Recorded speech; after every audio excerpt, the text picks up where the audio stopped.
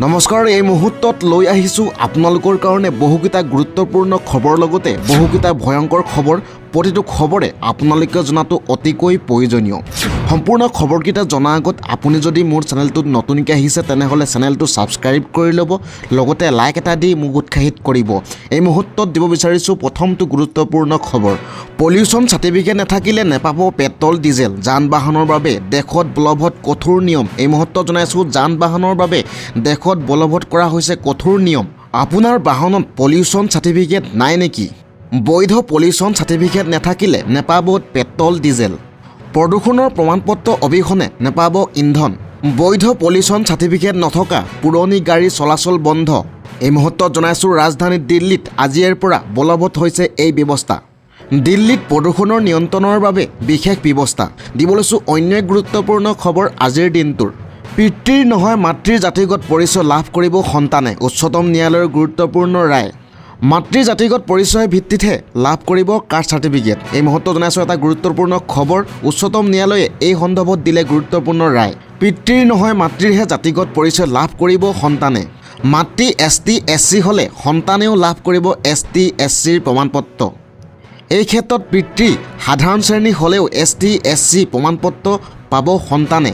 ন্যায়াধীশ সূৰ্যকান্ত আৰু জয়মালা বাগচীৰ বিচাৰপীঠৰ এই ৰায়দান। অনুসূচিত জাতিৰ এগৰাকী মহিলাই মাদ্ৰাছ হাইকোৰ্টত তৰিছিল গোচৰ। পৰৱৰ্তী সময়ত এই গোচৰ সুপ্ৰিম কোৰ্টৰ মজিয়াৰ পৰা এই ৰায়দান প্ৰদান কৰে। মাতৃৰ জাতিগত পৰিচয়ৰ ভিত্তিতহে লাভ কৰিব কাষ্ট চাৰ্টিফিকেট, এই বুলি উচ্চতম ন্যায়ালয়ে ৰায়দান দিলে। দিব লৈছোঁ অন্য গুৰুত্বপূৰ্ণ খবৰ। বিশ্বৰ ভিতৰত কিমান শক্তিশালী ভাৰত? প্ৰকাশ পালে তালিকা। জনাইছোঁ এটা গুৰুত্বপূৰ্ণ খবৰ। প্ৰকাশ পালে বিশ্বৰ ক্ষমতাশালী দেশৰ তালিকা। বিশ্বৰ ক্ষমতাশালী দেশৰ তালিকাত 12 নং স্থানত ভাৰত। বৈদেশিক নীতি, অৰ্থনৈতিক সিদ্ধান্ত আৰু সামৰিক ক্ষমতাৰ ওপৰত ভিত্তি কৰি এই তালিকা প্ৰস্তুত। US নিউজ অল্ড ৰিপৰ্ট এই প্ৰকাশ কৰিছে তালিকা। তালিকাৰ শীৰ্ষ স্থানত আছে আমেৰিকা। দ্বিতীয় ক্ষমতাশালী দেশৰ স্বীকৃতি লাভ কৰিছে চীনে। তৃতীয় স্থানত ৰাছিয়া। চতুৰ্থ স্থানত ছৌদি আৰৱ আৰু পঞ্চম স্থানত আছে জাৰ্মানী। ষষ্ঠ স্থানত জাপান। সপ্তমত আছে দক্ষিণ কোৰিয়া। অষ্টমত ফ্ৰান্স। নৱমত ইজৰাইল। বিশ্বৰ ক্ষমতাশালী দেশৰ 10 নং স্থানত আছে ব্ৰিটেইন। আনফালে UAE দখল কৰিবলৈ সক্ষম হৈছে তালিকাৰ 11 নং স্থানত। এই মুহূৰ্তত জনাইছোঁ প্ৰকাশ পালে বিশ্বৰ ক্ষমতাশালী দেশৰ তালিকা। বিশ্বৰ ক্ষমতাশালী দেশৰ তালিকাত 12 নং স্থানত আছে আমাৰ ভাৰত।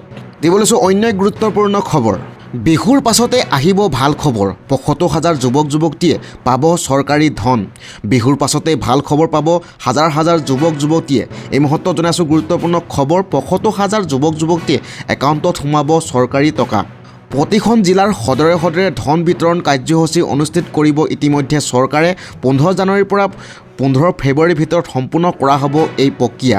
বিহুৰ সময়তে ঘোষণা কৰা হ'ব ধন বিতৰণ দিনবাৰ। আত্মসংস্থাপনৰ বাবে CMAA আঁচনিৰ অধীনত দিয়া হ'ব এই ধন। দিব লৈছোঁ অন্য এক গুৰুত্বপূৰ্ণ খবৰ। নীতিশ কুমাৰ বিৰুদ্ধে প্ৰথমখন FIR দাখিল। এটা গুৰুত্বপূৰ্ণ খবৰ। মুছলমান মহিলাৰ হিজাব খুলি বিপদত পৰিছে নীতিশ কুমাৰ। সমাজবাদী পাৰ্টীৰ নেত্ৰী সুমিয়া ৰাণাই দাখিল কৰিলে এজাহাৰ।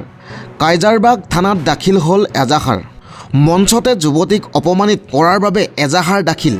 ৰাজহুৱা মঞ্চত মুছলমান যুৱতীৰ হিজাব খোলাৰ বাবে কৰিছিল চেষ্টা। চিকিৎসকৰ নিযুক্তিপত্ৰ আনিবলৈ যোৱা সময়ত ঘটিছিল এই ঘটনা।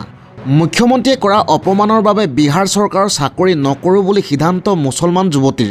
নীতিশ কুমাৰ এই কাণ্ডক লৈ তীব্ৰ চৰ্চাৰ। গ্ৰেপ্তাৰ হ'ব পাৰে নীতিশ কুমাৰ। এই ঘটনাৰ সন্দৰ্ভত নীতিশ কুমাৰলৈ পাকিস্তানৰ পৰাও আহিছে ভাবুকি। মুছলমান সমাজৰ সন্মুখত নীতিশ কুমাৰক ক্ষমা খোজাৰ দাবী। দিব লৈছোঁ অন্য এক গুৰুত্বপূৰ্ণ খবৰ। শিৱসাগৰৰ বিধায়ক অখিল গগৈৰ বিৰুদ্ধে ৰুজু হৈছে গোচৰ। অপৰাধ অনুসন্ধান শাখাত অখিল গগৈৰ বিৰুদ্ধে গোচৰ ৰুজু হৈছে। গুৱাহাটীৰ ক্ৰাইম ব্ৰাঞ্চত SITয়ে ৰুজু কৰিছে গোচৰ। জুবিন গাৰ্গৰ চাৰ্জশ্বিটখনক লৈ অখিল গগৈয়ে ৰাইজক বিপথে পৰিচালিত কৰাৰ অভিযোগ। ইতিমধ্যে কেইবাটাও অভিযোগেৰে গোচৰ SITৰ তদন্তকাৰী বিষয়া ৰজি কলিতাৰ। এই মুহূৰ্তত জনাইছোঁ জুবিন গাৰ্গৰ ঘটনাৰ চাৰ্জশ্বিটক লৈ ৰাজহুৱা কৰি বিপদত পৰিল অখিল গগৈ। অখিল গগৈ গ্ৰেপ্তাৰ হ'ব পাৰে। আনফালে দিব লৈছোঁ অন্য গুৰুত্বপূৰ্ণ খবৰ। পুলিয়ে পোখাই উৎখাত কৰিব লাগে BJPক। অসমৰ ভাল ভৱিষ্যতৰ স্বাৰ্থত BJPক কৰিব লাগিব পৰাস্ত। এই মুহূৰ্তত জনাইছোঁ এটা ভয়ংকৰ মন্তব্য আগবঢ়াইছে। পুলিয়ে পোখাই অসমৰ মাটিৰ পৰা উৎখাত কৰিব লাগে BJPক। আৰু লগতে কয় যে অসমৰ ৰাইজেও বিচাৰিছে BJP চৰকাৰৰ পৰা বিকল্প। অসমৰ ভাল ভৱিষ্যতৰ স্বাৰ্থত পৰাজিত কৰিব লাগিব বিজেপিক। বিজেপিক হৰুৱাই সংগ্ৰামখনত আমি যুঁজিব লাগিব, এটা ভয়ংকৰ মন্তব্য আগবঢ়াইছে। জনাই আছোঁ আপোনালোকক, সৰ্বোচ্চ উজাৰি বিজেপিক পৰাস্ত কৰাৰ সংগ্ৰামত যুঁজিব অজাপই। অসম জাতীয় পৰিষদৰ প্ৰতিষ্ঠা দিৱসত অজাপই ল'লে সংকল্প। বিজেপিক উফুৰাই হুংকাৰ দি অজাপ সভাপতি লুইনজ্যোতি গগৈ উদান্ত ভাষণ।